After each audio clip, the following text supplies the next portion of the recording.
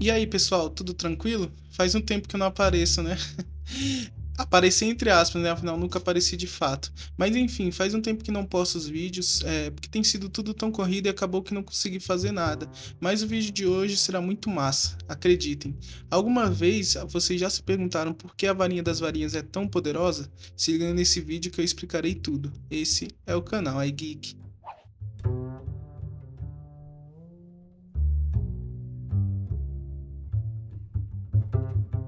Bom, pessoal, primeiro vamos explicar sobre a composição, isso é, do que é feito a varinha das varinhas. Começando pelo seu núcleo, que era de pelo de cauda de testrales, com 38 centímetros de comprimento, feita em madeira de sabogueiro. Essa madeira é conhecida por ser extremamente rara, ela é considerada azarada e de difícil controle. Até aqui nada demais, certo? Aí que tá, aparentemente ela tem elementos selecionados e de extrema dificuldade de obtenção. Na verdade, toda varinha tem elementos selecionados, né? Aquilo que mais combina, né? Por exemplo, o Olivaras, aqui só explorando um pouco mais, ele trabalha com 3 núcleos: o de pelo de unicórnio, fibra de coração de dragão e também de pena de fênix, né? Pena da cauda de fênix.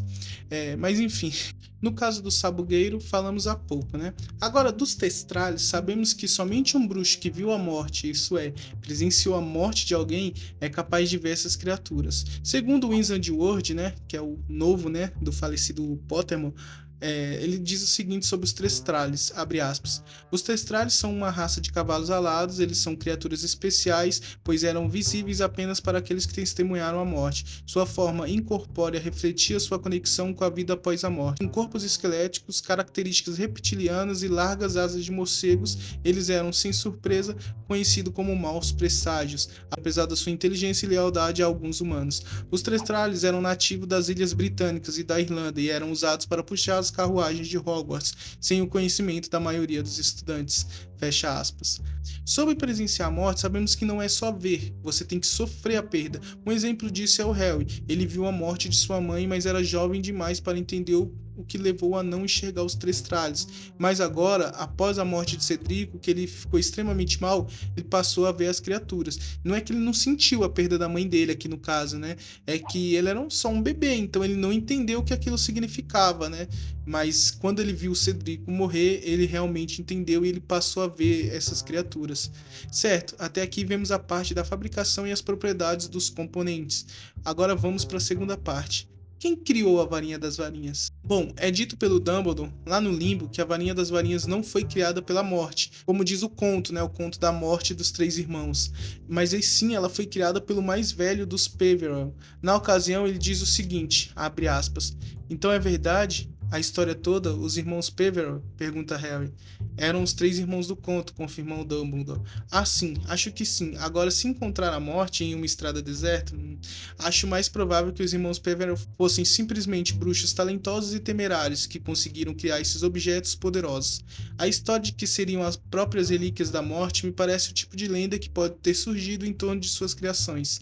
Fecha aspas. Esse trecho deixou tudo mais interessante. Caso Dumbledore estivesse correto, o que provavelmente está, tendo em vista que ele é um personagem utilizado pela autora para esclarecer alguns pontos da trama, os irmãos Peverell poderiam ser considerados um dos bruxos mais poderosos e talentosos da história do mundo bruxo, né, de todos os tempos. Afinal, as relíquias são objetos de extremo poder e que não há nenhum outro igual. E falando especificamente da varinha, sabemos que não é qualquer um que consegue criá-las, o que faz de Antioco extremamente poderoso e inteligente. Bom, agora sabemos os materiais de construção e quem a criou. Agora a próxima pergunta: ela é realmente poderosa? Eu sei, pode parecer bobo, mas não é. Afinal, nos livros ela não tem praticamente nenhum feito, não que eu me lembre, tá? Ela, enfim, quebra a barreira, né? Mas ali é muito mais uma demonstração de poder do Voldemort e essa cena não tem nos livros, só nos filmes. Um feito que tem nos livros e é até bem simples é o Harry consertando sua varinha. Ele tentou com a varinha de Hermione e não conseguiu de forma alguma consertar sua varinha, que havia sido quebrada, né? Porém, quando ele toma a varinha do Voldemort, a varinha das varinhas, com um simples aceno da varinha e de uma execução ali do feitiço reparo, ele consegue consertá-la facilmente. Estamos chegando no fim, prometo. Falando um pouco de como funciona a lealdade da varinha das varinhas, percebemos que é um pouco diferente das demais.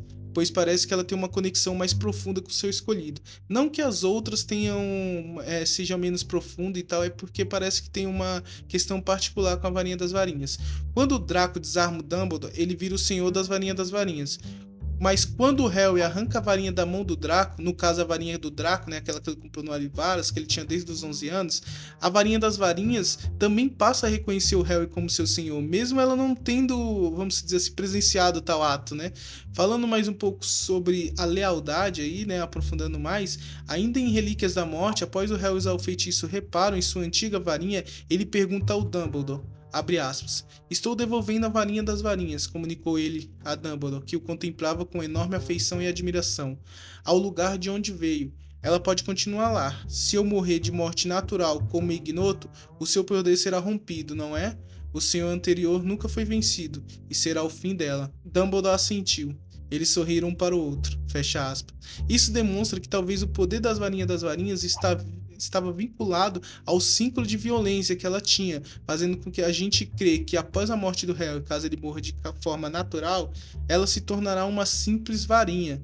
Indo para a última parte aqui, né, concluindo tudo, eu acredito que o pelo de Testrales tem uma função específica na varinha. Isso é teoria minha, tá?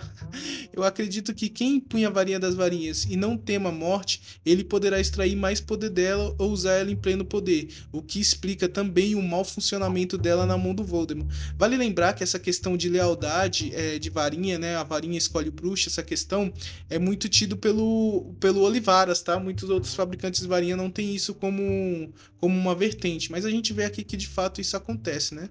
Fazendo o Olivaras está certo. Mas é isso que eu falei agora há pouco, né, sobre a questão da morte, isso é coisa minha, tá?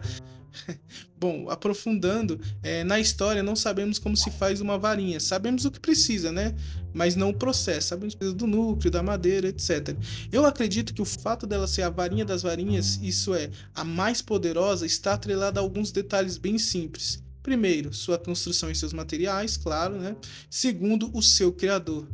Eu imagino haver feitiços no processo de produção da varinha, igual a da vassoura. Por exemplo, a vassoura tem uma série de feitiços nela para fazer ela voar, fazer manobras, etc. Ele também tem um feitiço para ocultar o banco, né? Que toda vassoura tem um banco nele embutido. Eles não ficam sentados no cabo, só que esse banco ele é ocultado, né? Então você não vê ele.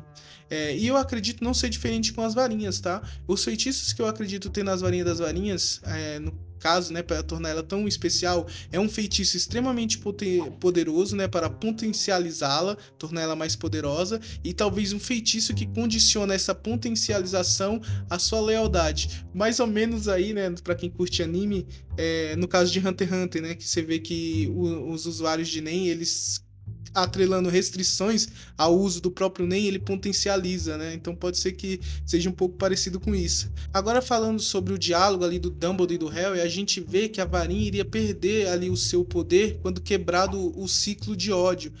Só para ficar bem claro aqui, que eu não deixei, né, anterior, o Harry estava falando com o retrato do Dumbledore, tá? Não estava falando mais com o Dumbledore. Ali foi pós-guerra, né?